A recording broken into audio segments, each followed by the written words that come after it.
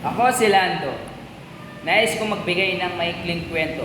Ang aking pamagat ng aking kwento, ang munting sulo.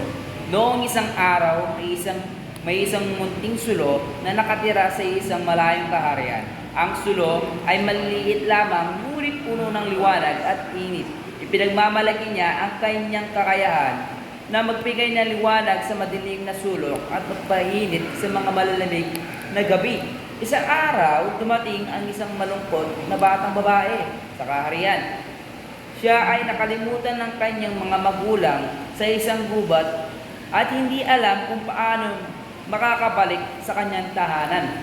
Sa kadahilanan ito, siya ay nababalot ng takot at kalungkutan. Nang makita ng sulo ang malungkot na batang babae, at nagpasya siyang tulungan siya. Lumapit siya sa batang babae at nagbigay ng liwanag at init. Sa tulong ng munting sulong, unti-unti nawawala ang kanyang takot at kalungkutan. Ng batang babae, ipinaramdam ng sulo sa kanyang ang kahalagahan ng pagmamalasakit at pagtulong sa iba.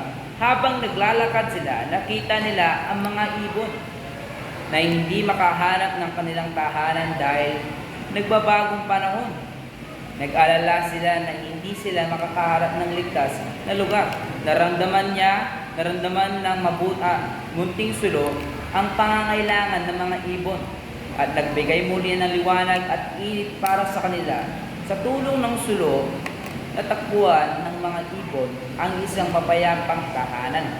Ang munting sulo ay patuloy na naglalakbay at nagbibigay ng liwanag at init sa mga taong nangangailangan.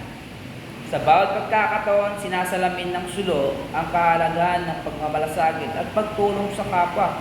Habang naglalakbay sila, natakbuhan nila ang mga nawawalang hayop, mga halaman nag-aalala sa kawalan ng ulan, at ang mga tao na nangangailangan ng inspirasyon. Sa bawat pagkakataon, ang munting sulo ay nagbibigay ng liwanag at init, nagbibigay ng pag-asa at nagpapalakas ng loob sa mga taong kanilang natagpuan.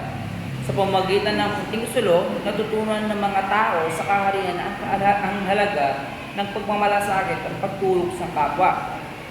At sa bawat pagkakataon na ang munting sulo ay nagbibigay ng liwanag, ang kaharian ay napupuno ng pag-asa at pagkakaisa. Yun lamang mo at salamat.